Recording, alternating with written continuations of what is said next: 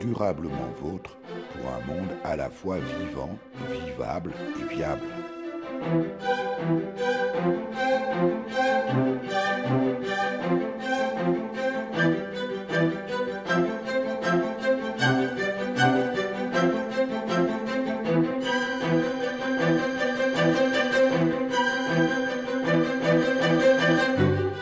Durablement vôtre, en partenariat avec les radios associatives de Lorraine.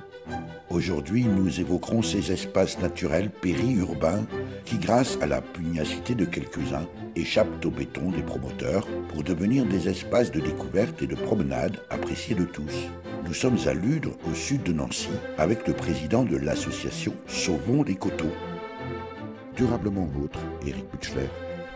Marcel Gozlin, bonjour. Bonjour. Marcel Gozlin, en d'autres endroits, on pourrait dire qu'on est au bord de la mer. Ici à Ludre, on va plutôt dire qu'on est au bord du trottoir. Expliquez-nous. Là, on est à l'impasse des Plisses. L'impasse des Plisses, c'est-à-dire les Plisses, c'est terrain ondulé, c'est un lieu dit, quoi. Donc voilà. Et cette impasse-là, finalement, si les projets avaient été poursuivis, ça aurait continué une route de contournement des coteaux en ceinture. Alors, on est effectivement sur les coteaux de Ludre, sur les hauteurs de Ludre, et ce trottoir, c'est la fin de la route, mais qui originellement, avant que l'association, on va bien sûr en parler tout au long de cette émission, avec vous Marcel Gozlin, l'association n'aurait pas existé, et bien aujourd'hui, là, on n'aurait plus d'espace naturel, on serait sur la continuité du quartier, quoi. Tout à fait. Qu'est-ce qui était prévu initialement ? Il était prévu du bâti, du résidentiel.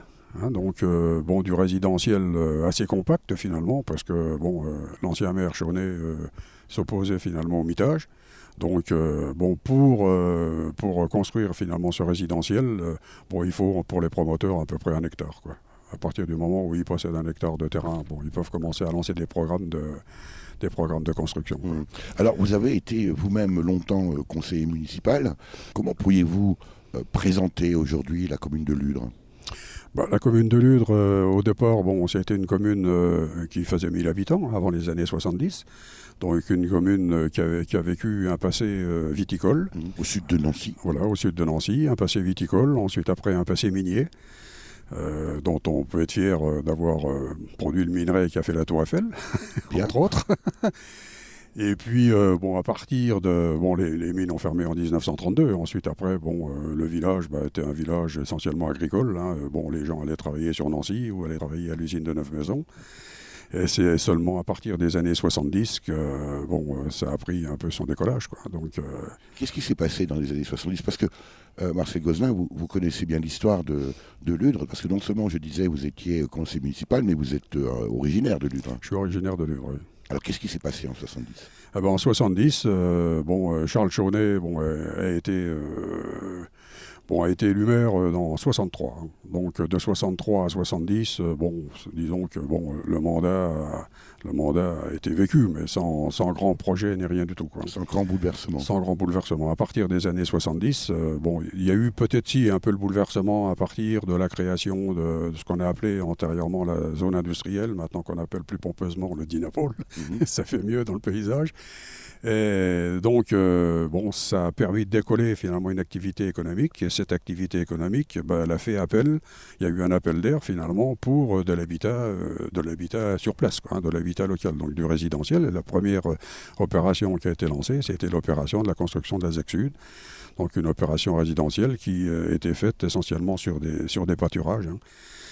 Vous avez, vous, personnellement, vécu toute cette période-là, cette transformation des paysages? J'ai vécu toute cette période. La ZEC Sud, on y allait aux champignons, on en trouvait beaucoup d'ailleurs à l'époque.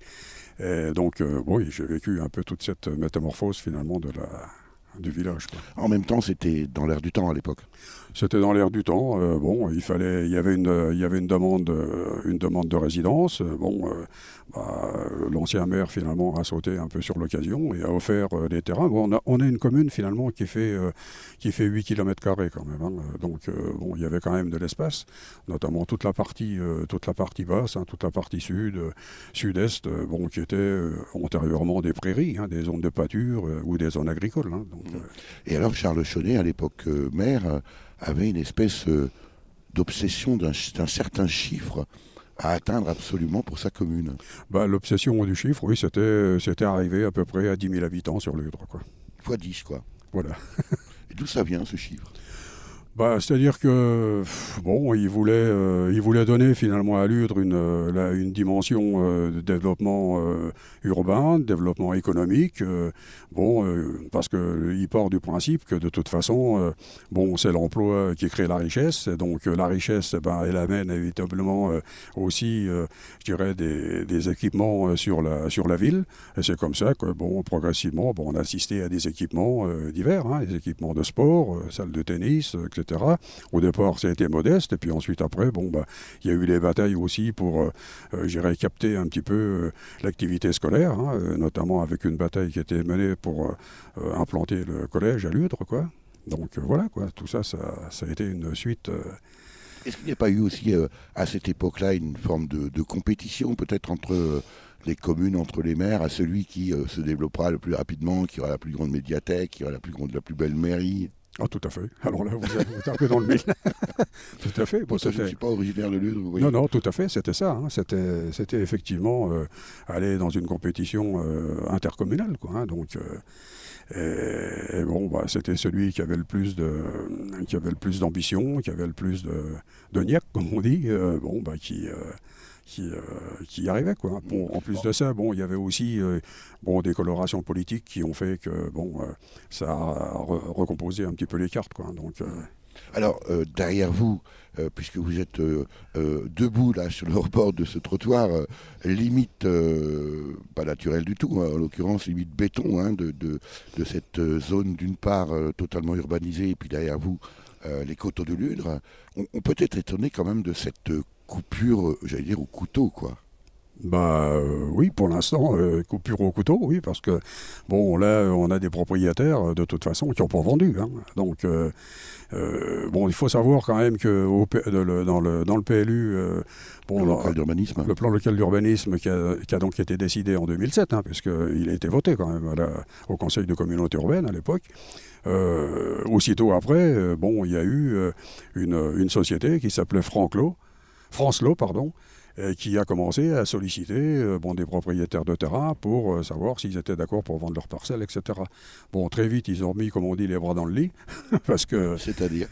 C'est-à-dire que ils ont vu que il y avait l'association qui était derrière, qui montait en puissance, etc., et qui avait, un peu un vent de contestation. Alors l'association dont vous parlez, c'est celle que vous présidez toujours encore aujourd'hui ? C'est celle que je préside toujours aujourd'hui. Et donc, c'est mort de sa belle mort, quoi, cette démarche-là parce que il y avait derrière, de la part des propriétaires de terrain, il y avait quand même un peu une démarche spéculative, quoi. C'était du terrain à bâtir, donc si on peut tirer un bon parti des quelques heures qu'on a sur le... On a grillé un peu une étape.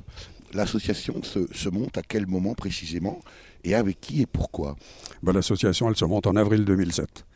Elle se monte en avril 2007 dans le cadre notamment de l'enquête publique qui a permis le passage des plans d'occupation des sols aux plans locaux d'urbanisme. C'est l'association pour la sauvegarde des coteaux de Ludre. Voilà. Et donc, elle s'est montée parce qu'il y avait un projet de 435 maisons réparties sur 5 zones potentiellement urbanisables. C'est le terme qui a été choisi. Pas urbanisable en tant que tel, mais potentiellement urbanisable. Donc, il faut savoir lire entre les lignes. Et donc, elle s'est montée en réaction par rapport à cet étalement urbain qui venait complètement défigurer finalement le paysage. Alors, très souvent, en milieu un peu périurbain, on peut dire que Ludre est une commune périurbaine. Voilà, oui. J'ai envie de dire, le reste de nature qui se trouve souvent là, c'est parce que c'est une nature oubliée ou parce qu'on n'a pas d'autre usage. Là, finalement, c'est une quasi-volonté... Alors, né au départ de la volonté de votre association, mais après validé politiquement par le conseil municipal. Je vais un peu trop vite là. Oui, validé politiquement par le conseil municipal, c'est-à-dire que le dynamisme de l'association, au travers notamment de ses réalisations et de sa mobilisation, a permis à un certain nombre de Ludréens finalement de prendre connaissance et de s'approprier en quelque sorte un peu les coteaux. Pas s'approprier les terrains, bien sûr, mais s'approprier l'espace des coteaux en termes de déambulation dans les sentiers, etc. Bon, il faut savoir quand même qu'il y avait des Ludréens qui habitaient depuis 25 ans à Ludre et qui ne connaissaient pas les coteaux de Ludre. Ils savaient que bon, là-haut, il y avait des trucs, il y avait des friches, etc. Et donc, le fait d'avoir réalisé un certain nombre de choses, de ne pas rester dans une posture de contestation stérile, mais d'aller finalement aller dans une posture beaucoup plus de réalisation et d'invitation finalement à découvrir le site, etc., dans une démarche aussi pédagogique, parce que bon, on accueille quand même pas mal d'enfants, on accueille à peu près 200 enfants tous les ans. Alors on va voir ça avec vous, Marcel Gozlin, tout au long de cette promenade sur les coteaux de Ludre. Aujourd'hui, les coteaux de Ludre, ça représente en tout cas l'espace que vous, on peut dire, gérez, représente quelle surface? 60 hectares. C'est pas rien. C'est pas rien. Alors, je vois des panneaux, les ruches, la mare, la mine, les jardins, le verger. Tout ça, c'est l'association pour la sauvegarde des coteaux de Ludre. Voilà, d'ailleurs, on a notre sigle qui est en haut. Et ben voilà. Avec déjà un hôtel à insectes. Oh bah, les hôtels à insectes, on en a, oui. Les mains faut faire la part des choses. Il est grand temps de faire une pause, de troquer cette vie morose contre le parfum d'une rose. C'est l'hymne de nos campagnes, de nos rivières, de nos montagnes, de la vie manne, du monde animal. Crie le bien fort, ruste et cordes vocales. Pas de boulot, pas de diplôme, partout la même odeur de zone, plus rien n'agite tes neurones. Pas même le shit que tu mets dans tes cônes. Va voir ailleurs, Rien ne te retient. va vite, Faire quelque chose de tes mains. ne te retourne pas Ici tu n'as rien. et sois le premier à chanter ce refrain. C'est l'hymne de nos campagnes, de nos rivières, de nos montagnes, de la vie manne, du monde animal. Crie le bien fort, use tes cordes vocales. Assieds-toi près d'une rivière, écoute le coulis de l'eau sur la terre. Dis-toi qu'au bout il y a la mer et que ça n'a rien d'éphémère. Tu comprendras alors que tu n'es rien comme celui avant toi, comme celui qui vient, que le liquide qui coule dans tes mains te servira à vivre jusqu'à demain matin. C'est l'hymne de nos campagnes, de nos rivières, de nos montagnes, de la vie manne, du monde animal. Crie le bien fort, use tes cordes vocales. Assieds-toi près d'un vieux chêne et compare-le à la race humaine. L'oxygène et l'ombre qu'il t'amène, mérite-t-il les coups de hache qui le saignent? Lève la tête, regarde ses feuilles, tu verras peut-être un écureuil qui te regarde de tout son orgueil. Sa maison est là, tu es sur le seuil. C'est l'hymne de nos campagnes, de nos rivières, de nos montagnes, de la vie manne, du monde animal. Crie le bien fort, use tes cordes vocales. Hey, crie le bien fort, use tes cordes vocales. Peut-être que je parle pour ne rien dire, que quand tu m'écoutes tu as envie de rire. Et si le béton est ton avenir, dis-toi que c'est la forêt qui fait que tu respires. Et j'aimerais pour tous les animaux que tu captes le message de mes mots, car un lopin de terre, une tige de roseau servira à la croissance de tes marmots, servira à la croissance de tes marmots. C'est Durablement vôtre, Éric Mutschler. de nos rivières, de nos montagnes, de la vie manne, du monde animal. Crie le bien fort, use tes cordes vocales. C'est l'hymne de nos campagnes, de nos rivières, de nos montagnes, de la vie manne, du monde animal. Crie le bien fort, use tes cordes vocales. Hey! Nous continuons cette promenade de découverte avec vous, Marcel Gozlin, président de l'association Sauvons les coteaux de Ludre. Ludre, grande commune aujourd'hui au sud de Nancy, en Meurthe-et-Moselle. En avançant, on parlait, on évoquait la question de la protection aujourd'hui de ces 60 hectares que l'association a pu préserver contre l'emprise urbanistique et l'étalement urbain ici à Ludre sur les coteaux, mais je crois qu'il n'y a pas véritablement de protection juridique au sens réserve naturelle, arrêté de protection de biotope quelconque. Non, on n'est pas réserve naturelle, on n'est pas Natura 2000. On est en zone d'intérêt faunistique et floristique. Les fameuses SNIEF. Des SNIEF. Mais voilà, hein, sinon, je dirais qu'aujourd'hui, nous, on est dans le PLU, le plan local d'urbanisme tel qu'il a été voté en 2007 par la métropole, par la communauté urbaine du Grand Nancy à l'époque.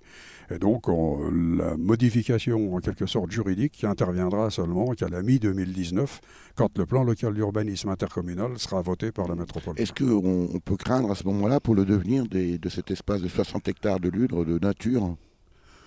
Bon, c'est-à-dire que oui, on a toujours des craintes, on est vigilant. Bon, on a quelques assurances aujourd'hui, comme quoi les coteaux seraient quand même préservés dans leur totalité, ou dans leur grande majorité. Quoi. Est-ce qu'il y a une particularité naturaliste remarquable ici sur les coteaux de Ludre, ou est-ce qu'on est sur une nature, moi je n'aime pas du tout le terme de nature ordinaire, on n'est pas obligé toujours d'avoir la plante ou l'oiseau rare pour que la nature soit belle. Quelle est la situation précisément naturaliste ici à Ludre sur les coteaux ? La situation naturaliste, c'est que on a quand même une faune qui est assez diversifiée. Bon, si on regarde sur le plan ornithologique, on a une 60aine d'espèces d'oiseaux. Hein. On en a 14 qui sont en voie de disparition. Bon, on a du torcol fourmier, on a les variétés de pics, on a du rouge-queue à front blanc, on a au niveau gibier, on a du sanglier bien sûr, on a du blaireau, on a de l'écureuil, on a du renard, on a du chevreuil. Je dois vous reprendre là, Marcel Gozlin. si les naturalistes vous entendent qualifier les écureuils et les blaireaux de gibier, vous allez vous attirer les foudres. Allez, on va parler de faune. Oui. Donc au niveau de la faune, je vous dis, hein, on a les sangliers, les chevreuil, renard, blaireau, oui. Essentiellement, quoi. On a ici un sentier qui démarre. C'est un sentier de découverte faune et flore, précisément des coteaux. Et alors je lis bien sûr le panneau réalisé par les élèves de l'école primaire de Ludre, année 2015-2016. Voilà. Alors il y a tout un tas de logos qui bien sûr manifeste que tout le monde s'y met, hein, mais c'est quand même grâce à l'association Sauvons nos coteaux. Voilà. On va marcher avec vous, Marcel Gozlin. Quel est le principe de ce sentier de découverte ? Alors le sentier de découverte, là, il est venu de notre idée, hein, au niveau de l'association. C'est tout ce qu'on va emprunter, c'était de la friche. Hein. C'était comme vous voyez à côté, là. C'était de la friche, sur la carte. Ce n'est pas forcément inintéressant sur le plan naturel. Ce qui n'est pas inintéressant sur le plan naturel. C'est simplement qu'on a repéré sur la carte que là, il y avait un sentier. Vous voyez, c'est borné de là à là. Donc en général, pour des sentiers qui font à peu près 70 cm, hein, qu'on appelait à l'époque des sentiers de défruitement ou des sentiers d'usage. Et donc, notre idée, c'était effectivement d'ouvrir ce sentier qui fait 330 mètres de long. Ah oui, quand même, c'est un vrai sentier. Et c'était de dire, de toute façon, il fallait déjà solliciter des fonds. Donc on a sollicité des fonds auprès de l'ancien député, donc Hervé Ferron, qui nous a obtenu finalement une enveloppe parlementaire, comme ça existait encore. Ça existait encore. Et donc, avec cette enveloppe parlementaire, on a lancé cette opération, donc en direction des écoles, où on a fait réaliser les textes par les enfants des écoles, donc CE1, CE2, CM1. Et donc les gamins ont réalisé des textes sur la faune, sur les arbres, etc. Et donc, fonction de ça, on s'est dit, c'est bien, les textes maintenant, il faut qu'on les traduise concrètement sur panneau. Donc on a fait les graphismes et tout, et donc on a confié le travail aux ateliers, aux APF, Association des paralysés de France, qui est donc à Ludre, avec lesquels on travaille régulièrement. Et donc on a réalisé à peu près 29 panneaux, quoi. Qui garnissent là tout ce qui permettent au niveau de... Pendant qu'on progresse, Marcel Gozlin, il y a également, on longe entre précisément ces friches le long de ce sentier. Il y a d'un côté des friches, mais de l'autre côté, il y a des jardins familiaux, en plus ou moins bon état. Alors évidemment, là, c'est pas la saison. Oui. Il y a un peu de tout, hein. Il y a aussi bien des bidons que des cabanes en tôle ondulée. Ça fait partie du décor. Un peu bric-à-brac, quoi. Un peu bric-à-brac, voilà, j'ai cherché l'expression. Ça fait partie du décor. Oui. Et puis surtout, en progressant, on a une vue magnifique ici sur la plaine de la Moselle. Voilà, donc juste en face, là-bas, c'est Richard Ménil. Vous avez Richard Ménil. Bon, si on se déplace un petit peu, donc on a une vue directement sur le Saintois, quoi, sur la colline de Sion. Donc là, c'est une vue sur le Saintois, de ce côté-ci, et si on est de l'autre côté, on a une vue sur la plaine du Vermont. Oui, et puis surtout, une vue aussi sur les toitures de Ludre. On mesure bien cet étalement avec aussi des immeubles qui, heureusement, ne sont pas montés trop haut, mais qui quand même impactent le paysage. Et puis il y a aujourd'hui également beaucoup de promeneurs ici sur ces coteaux de Ludre, Marcel Gozlin. De plus en plus. De plus en plus, depuis qu'on a réouvert effectivement les sentiers, les espaces et tout, on a des Ludréens qui viennent s'y promener avec les enfants, en famille, etc. Et on a aussi beaucoup de randonneurs qui viennent de l'agglomération, qui viennent de Nancy, de Villers, de Laxou.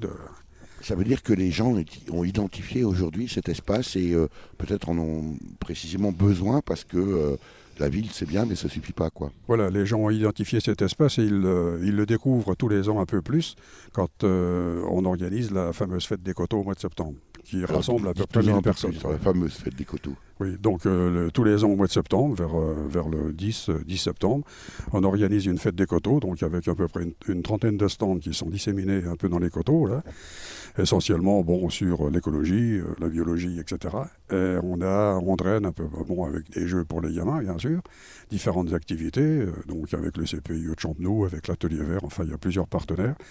Et on arrive à rassembler à peu près 1000 personnes dans la journée, quoi. Belle opération de sensibilisation à la nature. Est-ce que la présence et tout le travail qu'a réalisé l'association pour la sauvegarde des coteaux de Ludre que vous présidez, Marcel Gozlin, est-ce que ce travail a impacté, j'allais dire, la conscience écologique des habitants de Ludre, ici au sud de Nancy? Oui, je crois que là-dessus, ça a beaucoup progressé. Ça a beaucoup progressé. On a encore des gens qui sont consommateurs d'espace. On voudrait bien qu'ils soient consommateurs d'espace et en même temps acteurs d'espace en s'impliquant un peu dans du bénévolat. Mais enfin, faut être patient. Alors on imagine ici, on continue cette promenade, toujours le long de ce sentier pédagogique sur les coteaux de Ludre, avec vous, Marcel Gozlin. On arrive à ce qui ressemblait probablement être, en tout cas ce qu'il en reste, de vieux vergers à haute tige avec probablement des animaux, peut-être même des moutons. Les moutons, on a des moutons, effectivement. Ah, vous avez des moutons? On a des moutons. On a des moutons, c'est-à-dire que ils pâturent dans ces parcelles-là. L'année dernière, ils n'ont pas pâturé là, mais on a grosso modo à peu près entre 15 et 20 moutons qu'on loue à un berger, donc de Dombrol-Sec. Et c'est des moutons de race Shropshire, c'est-à-dire que c'est des moutons qui viennent du Pays de Galles, qui a été une race qui était en déclin. Et donc Benoît Gilles, qui est l'éleveur de moutons, est un des plus gros éleveurs, enfin le seul gros éleveur de cette race-là en Europe, quoi. Et la chèvre lorraine, vous ne l'avez pas testée? La chèvre lorraine, on a eu des velléités de tester, mais c'est un peu compliqué parce qu'au niveau de la clôture, etc. C'est beaucoup plus capricieux. Mais on ne désespère pas parce que je pense qu'on poursuivra peut-être des contacts avec notamment l'ENSAIA, l'École nationale supérieure d'agriculture, d'agronomie et d'industrie et sur la démarche de la protection de la chèvre lorraine. Et donc là, par exemple, ce vieux verger que l'on longe ici, Marcel Gozlin, ce sont des propriétés privées, toujours encore. Ça, c'est une propriété privée. Il y a quelques arbres, mais je dirais, maintenant, c'est en herbe, mais c'était un terrain qui était cultivé aussi en potager, quoi. Verger et potager. Les propriétaires sont décédés, les successeurs, finalement, l'entretiennent un petit peu, mais au niveau potager, ça a disparu, quoi. Qu'est-ce que ça va devenir, ça ? Ça, à partir du moment où, au niveau du plan local d'urbanisme intercommunal, ces espaces-là seront classés inconstructibles, ils seront classés inconstructibles. Et voilà. Marcel Gozlin, ce sont des traces de VTT ou de motocross ? VTT.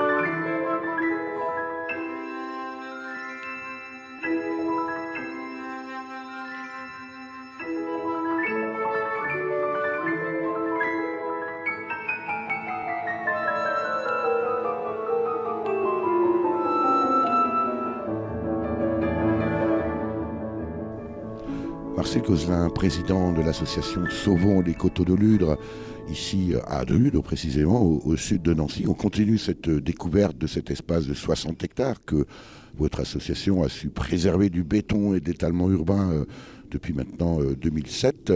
Ces murets derrière de pierres sèches, en tout cas ce qu'il en reste, c'est quoi exactement ?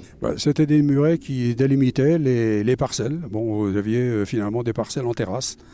Et donc en dessous de ces murets, vous aviez du vignoble, essentiellement à l'époque de l'Oberlin et du Baco, quoi. Vous avez, vous, bu du vin de Ludre ? Oui, du vin doux et puis de la piquette. Quels souvenirs vous en gardez ? Avec modération, bien sûr. C'est-à-dire que j'étais gamin, hein, le vin doux, vous n'aviez pas besoin de dragée Fuca. Hein.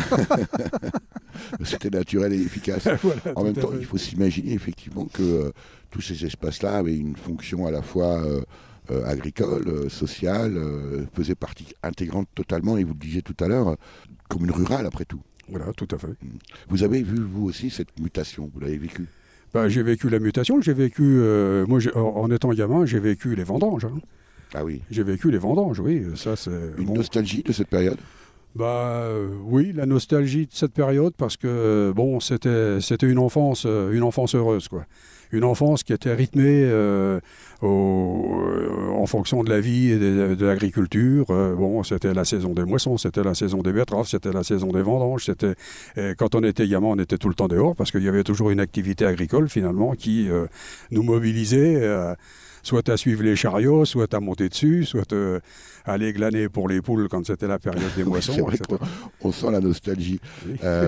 Ça a quand même violemment changé tout ça. Hein. Ça maintenant, ça a changé très complètement. Oui, hein, maintenant, les jeunes sont beaucoup plus figés devant l'ordinateur ou devant les téléphones portables.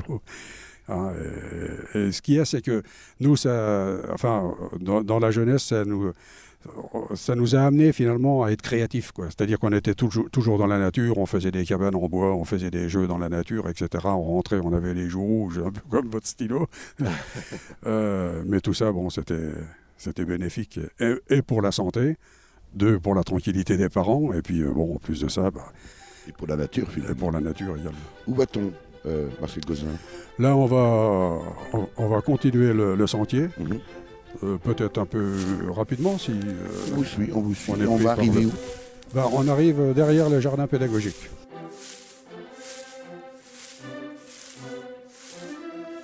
Durablement vôtre, Éric Mutschler.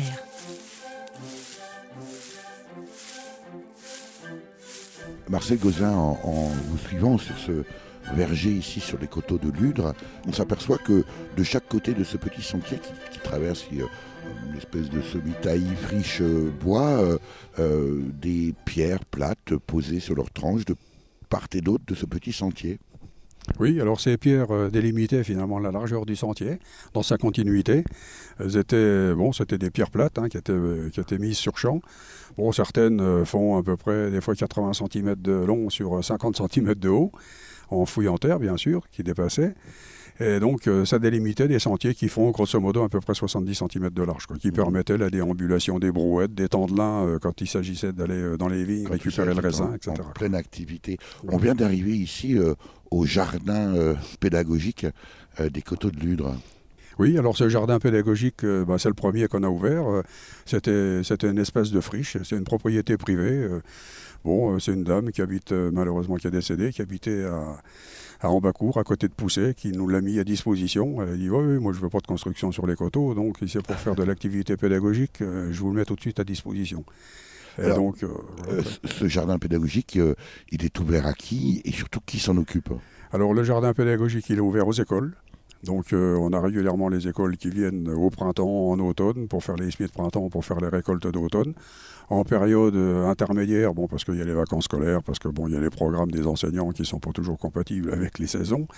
Il est entretenu par des bénévoles, il est entretenu par des stagiaires de Puxrécourt ou de Reville-aux-Chênes, ou également par des jeunes volontaires en service civique. Alors justement, combien de membres aujourd'hui dans l'association Sauvons les coteaux de Ludre ? C'est-à-dire qu'au niveau des adhérents, on était à peu près 180 adhérents. Ah oui, quand même. Et bon, au niveau des bénévoles, c'est variable. Hein, chacun donne son temps en fonction de ses possibilités. S'il n'a pas la garde de ses petits-enfants, il a du temps. S'il a la garde des petits-enfants, il a moins de temps, etc. Donc, Alors, vous avez parlé du mouton. Là, il y a le jardin pédagogique. Vous avez aussi des abeilles, je crois. Oui, on a un rucher, donc un petit rucher, hein, parce qu'au départ, on a démarré avec 4 ruches. Maintenant, on est arrivé à 2 ruches. Bon, il y a un problème qui ne nous touche pas que nous. Hein, ça touche en général tous les apiculteurs. Les conditions climatiques, etc., les pesticides, etc., sont la cause quand même d'une forte mortalité des abeilles. On pense cette année... Qui devrait vraiment nous alarmer au-delà de... Voilà, parce que c'est les sentinelles de l'environnement, hein, ça, il ne faut pas l'oublier. Alors, on se tourne. Alors, il se passe quand même beaucoup de choses ici sur les coteaux de Ludre. 60 hectares d'une nature encore préservée, on peut dire aux portes de Nancy, hein, Marcel Gozlin. Voilà. Ici, c'est un jeune verger. Alors ça, c'était un espace complètement en friche, qui, pour la majeure partie de sa surface, appartient à la commune. Donc, en discussion avec la commune, etc., on a eu un partenariat, ils l'ont mis à disposition, on l'a défriché, et on y a implanté, avec les gamins des écoles, 19 arbres fruitiers, donc des pommiers, des cerisiers, des poiriers. Rassurez-moi, ce sont bien d'anciennes variétés. Pardon ? Ce sont bien d'anciennes variétés. C'est d'anciennes variétés, oui. Bon. Et on a également implanté une 40aine de pieds de vigne, quoi. Mais du raisin de bouche, hein, qui symbolise quand même un peu l'ancienneté viticole de la commune, quoi. Marcel Gozlin, vous avez été vous-même conseiller municipal. On sait bien que lorsque une commune décide de créer une route, de repeindre la façade de la mairie, tout ça coûte de l'argent. En général, on la trouve pour refaire les routes. Est-ce qu'on vous donne les moyens ici d'entretenir dans l'intérêt de la nature et des concitoyens, au premier rang desquels les habitants de Ludre? Est-ce qu'on vous donne les moyens ou est-ce qu'on ferait peindre la mairie par des bénévoles, si vous comprenez le sens de ma question? Oui, c'est-à-dire les moyens, on nous donne un petit peu de moyens, donc on nous offre quand même de l'espace foncier public sur lequel on peut intervenir, on peut expérimenter. Ça, en même temps, vous rendez un service social immense. Hein. Oui, voilà, tout à fait. Après, on a quand même un petit soutien logistique de la part de la ville. Ils nous mettent pas les bâtons dans les roues ni rien du tout. Il y a un petit soutien logistique. Sur le plan financier, on ne peut pas dire que ça soit considérable. C'est-à-dire que nous, toutes les activités, toutes les réalisations qu'on fait, il faut quand même aller à la pêche aux subventions, donc qui est considérable au niveau de la constitution des dossiers. Donc on a été beaucoup soutenu par la Fondation de France, par la Fondation Nicolas Hulot. On a été soutenu aussi par les fonds parlementaires, donc d'Hervé Ferron quand il était député. On est soutenu par le conseil départemental. On arrive quand même, je dirais, à mobiliser quelques fonds. Là, on a un terrain qui nous appartient. Sur la partie est des coteaux, là-bas, on a 1300 mètres carrés, on est propriétaire de ce terrain-là. C'est une dame qui nous l'a donné pour le franc symbolique. Et on est en train de faire, à l'heure actuelle, 6 jardins en terrasse, puisqu'il y a beaucoup de davers, sur lesquels on va implanter des fleurs qui se mangent et des plantes qui soignent. Les plantes comestibles et thérapeutiques. Alors on n'aura pas le temps de tout visiter et de parcourir l'ensemble de ces 60 hectares. Il faudrait une bonne journée, hein, je pense. Il faudrait une bonne journée. Marcel Gozlin, même avec vous comme guide. Mais je crois qu'en contrebas aussi, vous avez une zone humide. Oui, alors on a une zone humide. C'est la première réalisation qu'on a fait. C'est-à-dire que c'est le trop-plein d'une source. Le trop-plein du château d'eau, donc d'une source qui s'écoule dans un château d'eau, et donc qui irriguait en surface une partie de la parcelle publique, une partie de parcelle publique. Donc là, c'est pareil, on a tout nettoyé, on a tout défriché, on a clôturé, et on a donc au départ creusé une mare qui faisait à peu près 14 mètres carrés, pour en arriver maintenant à une mare de 35 mètres carrés, sur laquelle on a une vie amphibienne relativement riche, puisqu'on a vu réapparaître des salamandres, des tritons alpestres, on a de la grenouille verte, on a du crapaud commun, Alors, on peut être parfois surpris de la volonté de vouloir tout défricher, alors qu'on pourrait se dire, mais laissons la nature vivre, déjà qu'il n'y a plus beaucoup d'espace. Vous, au contraire, vous défrichez, vous intervenez. On défriche, mais de façon intelligente. Parce que, on tient à ce que, finalement, il y ait quand même encore des zones qui soient des zones enfrichées, qui soient des zones de taillis, parce que c'est des zones de refuge pour la faune. C'est une mosaïque de paysage. Voilà, c'est une mosaïque de paysage. Donc là-dessus, pour la préservation de la biodiversité, qui nous semble fondamentale, naturel. Donc on fait en sorte qu'effectivement on préserve un certain nombre de zones enfrichées, quoi. Quel est le coin que vous préférez ici, sur les coteaux de Ludre, Marcel Gozlin? Je n'ai pas de préférence particulière, j'aime tous les coteaux. J'aime tous les coteaux d'est en ouest parce que chaque partie du territoire finalement a son charme, a son histoire.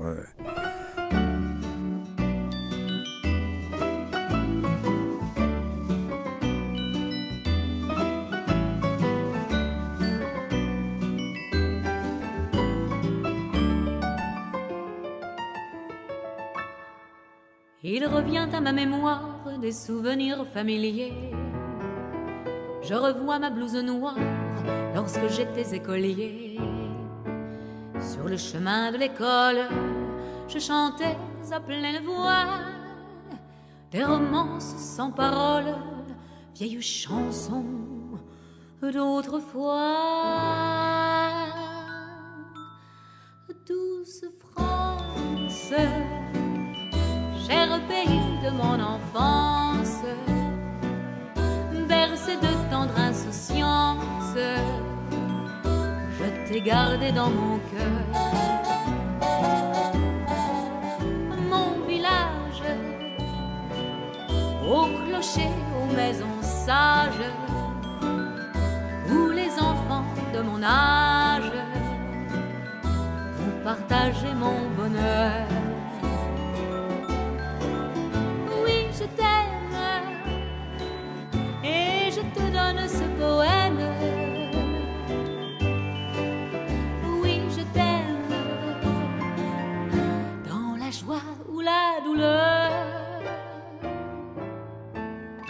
Douce France, cher pays de mon enfance, au bercé de tendre insouciance, gardé dans mon cœur.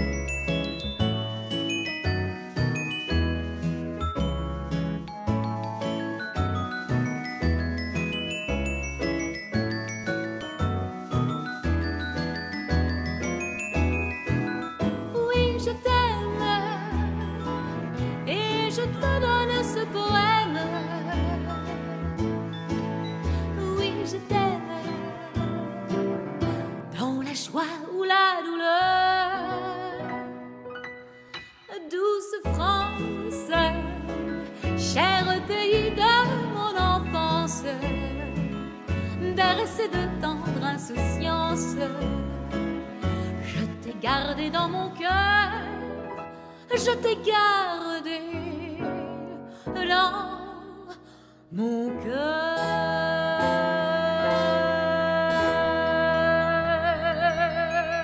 Marcel Gozlin, vous êtes le président de l'association pour la sauvegarde des coteaux de Ludre.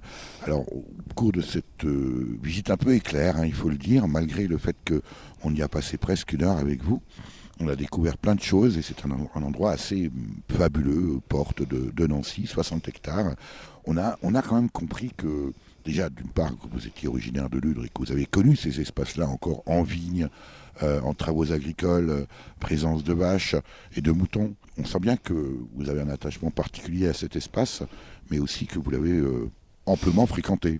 Voilà, je l'ai amplement fréquenté. Je pourrais dire que finalement c'est un espace qui m'est chevillé au corps, quoi. Voilà. Et alors comment est-ce qu'on devient président de l'association pour la sauvegarde des coteaux de Ludre? Ne me répondez surtout pas que vous vous présentez aux élections et puis on est élu. C'est pas du tout le sens de ma question. C'est voilà, quel parcours. Tiens, à propos, vous êtes aujourd'hui en retraite, quel a été votre métier, Marcel Gozlin? Mon métier, ça a été agent SNCF, c'est-à-dire que j'ai travaillé dans les ateliers d'entretien de la SNCF, à Nancy-Icourt, à Champignol, et puis ensuite après, j'ai eu des activités plus orientées vers l'activité sociale, syndicale, etc. Et puis j'ai terminé ma carrière comme chef d'atelier à la direction régionale, responsable de l'imprimerie régionale, quoi. Et puis, J'ai cru comprendre aussi une forte implication syndicale. Une forte implication syndicale, oui, dès l'âge de 14 ans. Ça explique aussi votre engagement ici pour la sauvegarde des coteaux de Lune. Ça a aidé, ça a contribué. C'est-à-dire que moi, j'ai un passé militant. Donc, donc ce passé militant que j'ai été militant dans ma jeunesse, hein, bien sûr. Après, j'ai été militant dans la vie adulte au niveau syndical, etc. Et bon, le fait de mettre un peu, d'aider à la réflexion, de mettre des gens en mouvement, etc. Bon, ça fait partie de mon ADN, quoi. Évidemment, ça porte des fruits ici sur les coteaux de Lune, sans jeu de mots. Alors, on a bien compris, Marcel Gozlin, que vous, c'est dans votre ADN, c'est chevillé au corps, on ne va plus en rajouter. On a bien compris que vous prendrez presque racine ici sur les coteaux de Lune. C'est ce que me reproche ma compagne. Il faut l'emmener ici, il faut lui faire découvrir la beauté du paysage. Mais néanmoins, est-ce que les gens de votre génération, qui ont vécu les mêmes choses que vous et ont ce même passé, pour autant, ils ont cette même sensibilité que vous à la préservation de cet espace naturel? C'est-à-dire que les gens de ma génération, oui, parmi les bénévoles qu'on a ici sur Ludre, bon, il y a des gens qui sont à peu près de ma génération, donc qui s'impliquent aussi dans la vie de l'association, dans le bénévolat, etc. Et bon, on sent quand même un attachement. Alors bon, c'est aussi fonction un peu des origines professionnelles, des sensibilités qu'ils ont eues quand ils étaient gamins, etc. Mais bon, l'objectif, c'est effectivement une prise de conscience sur la préservation finalement des milieux naturels, de la biodiversité, tous les enjeux d'avenir que comporte finalement, je dirais, une destruction un peu de tous les milieux écologiques. Alors, c'est vrai aussi que tout ça, vous l'avez vécu de façon peut-être à la fois brutale, mais en même temps finalement assez inconsciente. Est-ce que cette prise de conscience, Marcel Gozlin, de la disparition des espaces naturels, et puis forcément ce qui va avec, bien sûr, les cortèges de plantes et d'animaux sauvages, vous en êtes aperçu à quel moment ? C'est-à-dire que je m'en suis aperçu à partir de 2007, hein, quand il y a eu effectivement ce passage des plans d'occupation des sols aux plans locaux d'urbanisme. Et je dirais que là, ça a été un peu un électrochoc chez moi, parce que bon, je dirais ça a heurté, je dirais une certaine affectivité pour le territoire, quoi. C'est-à-dire que, bon, moi je dis... c'est pas seulement les plantes et les animaux sauvages. Non, je dis de toute façon, j'aime ma commune. Moi, je suis né dans ma commune. Bon, quand on aime un territoire, on essaye de le défendre. On essaye de le défendre dans sa diversité. Je pourrais être arc-bouté en disant non, on veut pas ci, on veut pas ça. Bon, mais il faut finalement travailler à des grands équilibres, quoi, et éviter finalement la défiguration quand même de ce territoire. Qui est fait d'une part pour de l'habitat, est fait pour de l'activité économique, et aussi est fait pour de la qualité de vie, quoi.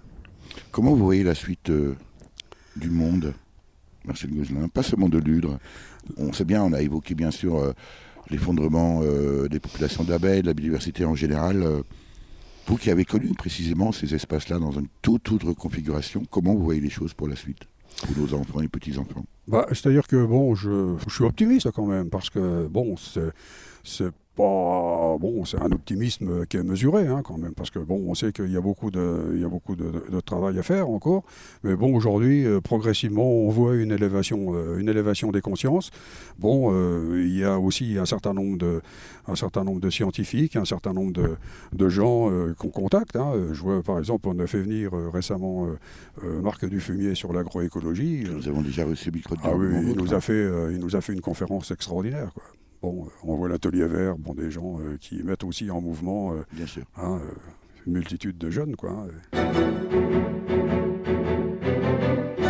L'invité de Durablement Vôtre, coup de gueule ou coup de cœur?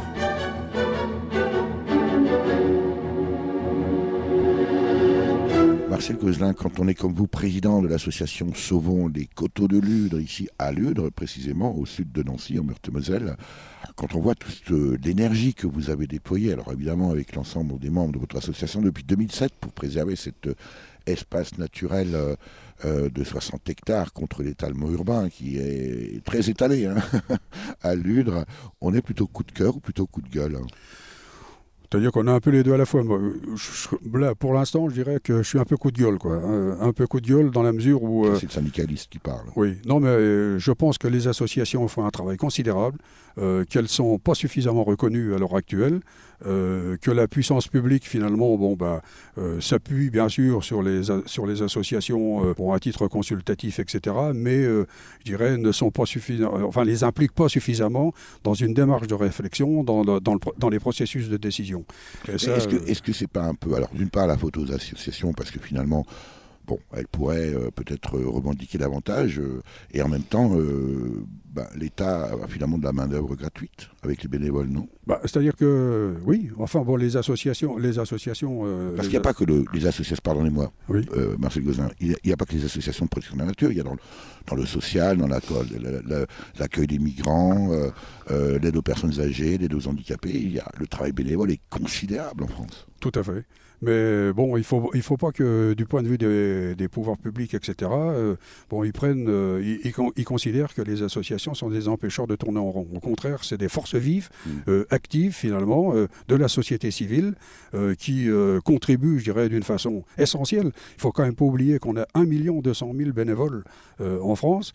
Et là, moi j'ai fait le calcul récemment, depuis qu'on accueille des jeunes volontaires en service civique, moi en tutorat, j'ai passé 6 500 heures. J'ai fait le calcul à 9 € de l'heure, un coût moyen, ça représente 55 000 € quand même.